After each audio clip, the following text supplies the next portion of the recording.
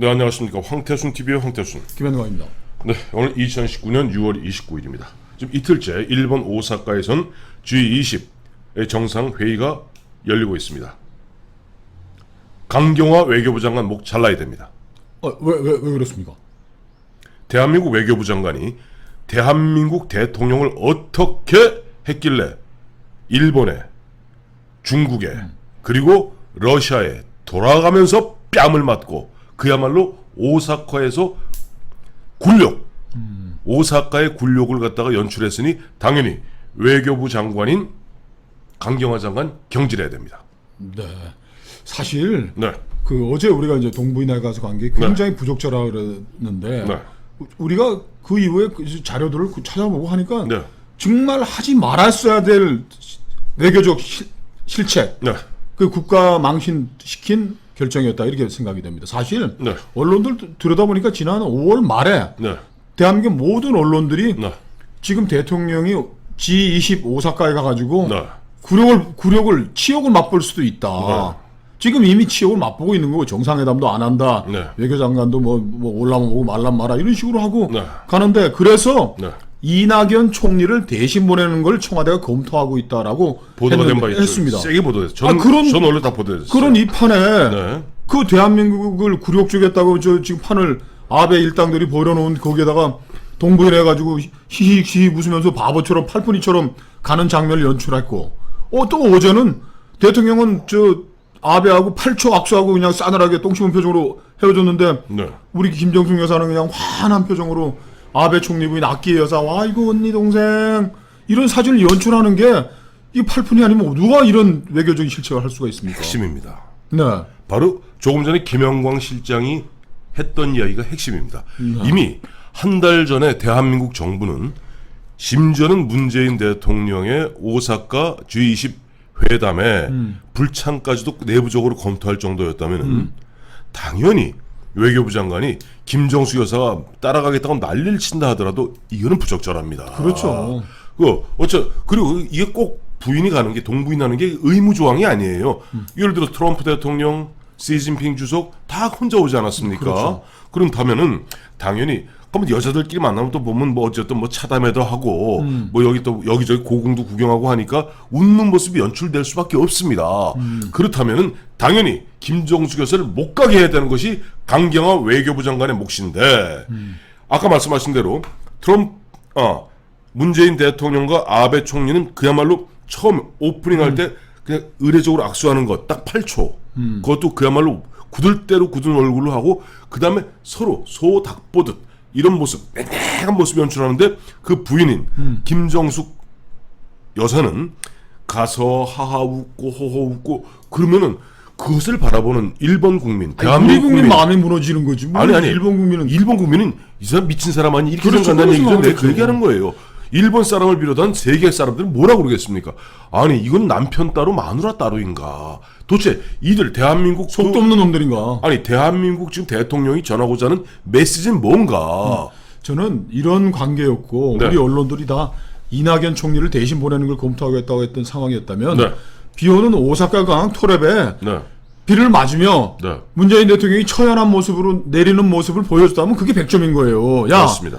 이 새끼들 니들 뭐 정상회담 거기 온 G20 다 만나고 다 정상 다 만나고 뭐 차도 마시고 풀어사이드 정상회담 마크롱은 국빈방문까지 해가지고 하는데 나는 만나주지도 않아. 야 이 개새끼들아 나는 정말 처연한 마음으로 왔다 그러고 비 맞으면 비를 쫄딱 맞으면 천천히 내려갔으면 일본 언론들이 그랬을 거 아니에요.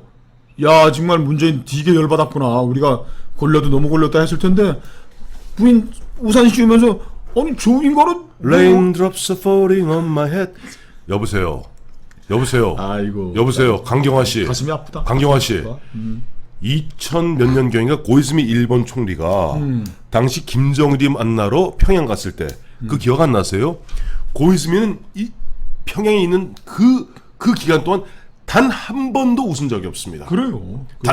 그야말로 왜 그것을 갖다가 모든 이 정치인의 행보라는 것은 국민들이 지켜보고 또 상대 국민들이 지켜보고 있는 거 아니겠습니까? 고이즈미 정말 딱 그야말로 얼굴을 찌부려 갖고 그리고 그게 이제 한 장의 사진이 우리의 이미지를 했는데 제 말이 맞지 않아요? 맞아요. 문 대통령이 비 철철 맞으면서 천천히 걸어 내려왔을 때 그래. 아까 우리 김영환 씨가 얘기한 대로 그 둘이서 무슨 뭐 연인들 무슨 분홍빛 연가 쓰듯이 이거 서로 씌워주는 게 아니라 정말로 어제 트럼프 같은 경우 당당히 혼자 이 우산 들고 내려오는데 우리 대통령 우산 안 받고 레인코트 딱 입고 내려왔으면 더 멋있었겠고. 그 아까 지금 사진 얘기하니까 지금 네, 제가 요거는 요거 네, 여쭤보려고 그래. 지금 얼마 전에 샹그릴라 회의에서 그 당시 일본 방위상하고 우리 대한민국 정경두 국방부 장관하고 만났을 때 일본 방위상이 조금 웃었다고 목 날아가게 생겼다면서요. 그렇죠. 지금 일본은 지금 뭐 우리 한일 관계가 최악인데 네. 지금 뭐 해상 봉쇄 작전에도 네, 우리 네. 뭐 안 참여하고 지금 뭐 초계기 사건도 있고 한데 가서 국방상이 지금 웃었다고 지금 목자르했다고 그러는 판인데 네네. 또 김정숙 여사가 잘못 던진 메시지가 있어요. 뭔데요? 이번 G20 정상회는 아까 말씀하셨듯이 동부인은 네. 그냥 조건이 아닌 거예요. 그러니까 뭐 중요한 국가 지도자들이 다 혼자 왔죠. 그렇죠. 그리고 지금 미국, 중국 무역 전쟁한다고 왔는데 네. 그래서 이 주최 측에서 네. 그 참석한 분들을 위해서 교토 제가 네. 유명한 유네스코 세계문화유산 네네. 버킷리스트 있는 그 교토의 도후쿠지에서 온 분 뭐 같이 온 분들 네. 다 여자분들이더라고. 메이 수상 총 부인 남편은 안 왔더라고. 거기에서 행사를 한 거예요. 지금 한일 관계가 최악이고 네. 자펜 우리 코리아 패싱 네. 제껴버리고 왕따시키고 베싱 두들겨 패는 두들겨 패고. 이 와중에 네. 우리 저 대통령 부인이 그 교토 또 가가지고서 싹 웃으면서 우리 그렇게 기대기 때리고 침 뱉고 해도 우리는 일본하고 이렇게 사이 좋은 사이예요. 그런 장면 연출되는 데를 왜 갔냐고 또. 맞아요. 그러니까 보면 도대체 이건 이런 것을 갖다가 어쨌든 외교부 장관이 그야말로 그 큰 부분에서 조율해야 될 거 아닙니까? 예를 들어서 뭐 저기 김정숙 씨가 속없이 그런 것을 요구한다 하더라도 그러니까. 외교부 장관은 예를 들어 정우영 실장을 또 때로는 비서실장 노영민 실장을 갖다가 노영민 씨도 주중돼서 해봤잖아요. 그렇죠. 외교의 알파벳 요만큼은 알 거 아닙니까? 이건 가셔도 안 돼요. 그래도 굳이 가겠다 그러면 예를 들어서 첫날 있었던 오사카 교민 간담회 거기까지만 참석하고 뭐 진짜 옆으로 좀 제껴 있든지 그 신났어 보니까 아주 신났어. 아주만 소풍 가서 신났어. 아니, 동부인 하면 그런 장면이 연출된다는 거 다 알았을 텐데 예. 이 강경화 정영이는 말도 못 꺼낸 거예요. 그리고 네. 어저께 우리가 네. 그 마카롱 대통령 부인은 안 온 것 같다고 말씀드렸는데 그거는 저희가 네. 국빈 방문하고 일불 정상회담 할 때 마카롱 네. 부인이 안 보여서 그랬는데 네. 그 오긴 왔습니다. 노후구지에 그 동부인 해서 온 분들 그 모임에는 왔더라고요. 네. 자, 일본하고 관계는 이런데 네. 또 중국하고는 어떤 일이 벌어졌습니까? 중국하고 만났는데 시진핑이 네네. 사실은 시진핑이 이런 얘기하면 시진핑이 사드 문제 해결 방안을 우리는 구체적으로 요구한다 얘기를 한 거예요. 네네. 근데 이 정부가 어떻게 했느냐? 문재인 대통령하고 강경화 정영이가 네. 2017년 10월에 3불 약속했잖아요. 3불. 사드 추가 배치 안 하겠다. 또. 한미일 군사동맹 안 하겠다. 그리고 하나는 그 다음에 그 미국의 MD 불참하겠다. 네. 이건 우리 주권을 왜 우리 외교 정책을 시진핑한테 약속을 하냐고. 주권까지 포기하겠다면서 사드는 이제 그만 봉인하자고 했는데 네. 트럼프가 시진핑 주석이 와가지고 사드 문제 해결해달라 그러는데 이때 문재인 대통령이 이렇게 딱 빠득빠득 딱 대놓고 따졌어야 되는 거예요. 아니 시 주석 정말 좀 말을 안 해서 그렇지 지금 중국이 언제 북한의 핵 문제 해결을 위해서 진지하게 한 적 있냐 말이야. 니들이 원유 파이프라인 닫고 진짜 압박해가지고 북한 군부라도 움직여가지고 김정은 새끼 너 죽일 수도 있다고 해봐하면 김정은이 이렇게까지 왔겠느냐. 북한 핵 해결에 있어 100% 참여자로서 의무를 가지고 해결해달라. 그러면 사드는 당연히 해결되는 거 뭐 아니냐라고 윽박질러 써야지. 주주권 포기 선언까지 약속해놓고 하고서 또 시진핑한테 그렇게 기사대기를 맞고 오면 어떡하냐고요. 나 참. 근데 지금 조금 전에 우리 김영환 실장이 좀 제정신이 있는 분입니까? 왜요? 아니 문재인 대통령이 그럴 사람이고 그렇게 준비가 되어 있는 사람이고 그 정도 문제 의식이 있는 사람입니까? 그런 생각이 있는 사람인 걸 알면 시진핑이가 또 이렇게 사드 문제 또 꺼내지 그럼요. 못하는 거죠. 예를 들어서 그렇습니다. 우리가 황태수 TV에서 말씀드린 바 있습니다만 옛날 그 중국의 호지민이라고 있잖아요. 호지민 같은 경우는 자기 월남의 호지민. 그 베트남. 베트남의 호지민 같은 경우는 자기 주관과 국익을 위한 그런 분명한 길이 있었기 때문에 세계 열강도 함부로 할 수 없었던 겁니다. 그 권영세 전 주중대사가 그랬잖아요. 네. 사드 문제에 대해서도 문재인 대통령이 딱 부러지게 네. 이거는 북한의 핵 위협에 대비하기 위해서 우리가 한미 동맹 차원에서 한 거기 때문에 어쩔 수 없다. 니들이 북핵 해결에 더 앞장서서 적극적으로 나와달라고 그랬으면은 자 보복을 했을 수도 있어. 보복하더라도 당당히 맞는 거죠. 그러면 중국이 두려워하는 거예요. 근데 뭐 우리 잘해볼게요. 뭐 아이 그런 건 아니고 뭐 사드 나도 모르게 뭐 지혜들이 막 배치해놓고 알고 봤더니 지한테 보고 다 했는데 이런 거짓말로 임기응변해서 모면했는 줄 알았는데 중국이 이 새끼 아주 한번 호르가 흔한 얘기 한번 혼내야 되겠구만. 아니야, 호구. 그 완전 호구 잡힌 겁니다. 그리고 사드 문제도 마찬가지예요. 그래요. 사드 문제도 처음에 딱 간단합니다.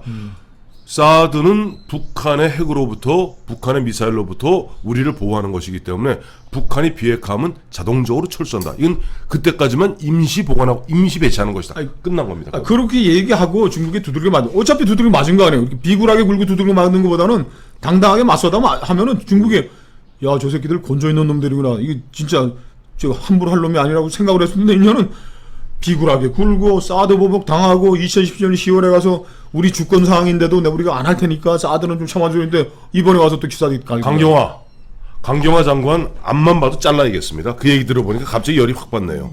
자, 세 번째. 지금 푸틴 러시아 대통령하고는 어제 골 때리는 일이 벌어졌죠. 오늘 새벽에 회담했습니다. 이게 원래 2시간 내렸어요. 111분이니까 뭐 2시간. 우리 언론이 그래도 대통령 봐주려고 2시간 늦게 왔다는 얘기 쓰기 싫어서 네. 111분 왔다고 참 궁여지적으로 썼는데 네. 아니 이것도 문재인 대통령에 대한 정말 모욕과 치욕인 거예요. 그렇죠. 한번 생각해 보세요. 작년에 저 블라디보스토크 올해 4월입니다. 올해 4월에 저 블라디보스토크에서 둘이 푸틴하고 김정은이 기대에 세파란 김정은이 만났는데 지각대장 언제 나타났습니까? 30분 전에 푸틴이 나타나서 떡하니 기다리고 있었습니다. 사실 그 당시 황태순 TV에서도 그때 그런 얘기를 했었거든요. 이번에 과연 그 지각대장 푸틴은 김정은을 몇 분 기다리게 할 것인가? No. 결과는 푸틴은 미리 김정은이 도착하기 30분 전에 다 미리 가서 문 앞에 와서 기다리고 있었습니다. 그 지금 뭐 강경화 장관 저렇게 좀 무능하게 지금 대통령과 영부인을 욕보이고 있는데 지금 뭐 관광 가이드 계속 시켜야 될지는 참 걱정이고 네. 그 한심한 여자 그 얘기 더 이상 얘기하고 싶지는 않고 네.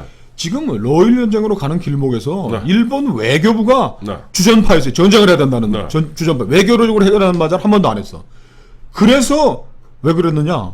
외교해보니까 나라의 운명을 결정한 건 그 나라의 무력이지 주둥아리 해봐야 소용도 없다 그래가지고 자 영일 동맹 체결했죠 외교부가. 그리고 가스라 테프도 조약에서 미국하고 필리핀과 한국을 나눠먹기로 약속을 했지. 그리고 러일 전쟁 해가지고 끝장을 낸 거예요. 그래서 조선과 만주를 차지한 건데 이 강경화 외교팀은 우리 나라의 운명을 개척하겠다. 이게 정말 일본과 중국, 소련이 러시아가 우리에게 주는 치욕을 서론해야 되겠다는 결기와 의지도 없는 거야. 이건 진짜 완전 강간 가이드 수준이야.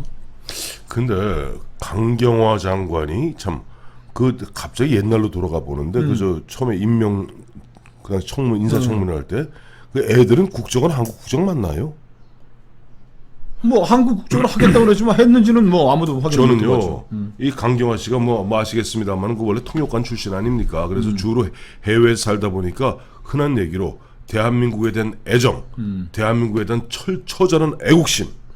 그다음에 아까 조금 전에 우리 김영광 실장 이야기한 대로 우리 대한민국의 운명을 우리의 힘으로 개척하겠다는 결기가 부족한 것 같아요. 없죠. 결기가 없는 거지. 그러니까 기껏 한다는 게 보면 이런 식으로 전 세계인이 보는 가운데 문재인 씨가 아니라 대한민국 대통령을 갖다가 개망신을 시키는 그야말로 이런 일들을 갖다 연출하고 있는데 이거 좋다고 하기야. 근데 제가 보면 강경화 장관은 아마 문재인 대통령과 인기를 같이 할 것 같습니다. 왠지 아세요? 왜?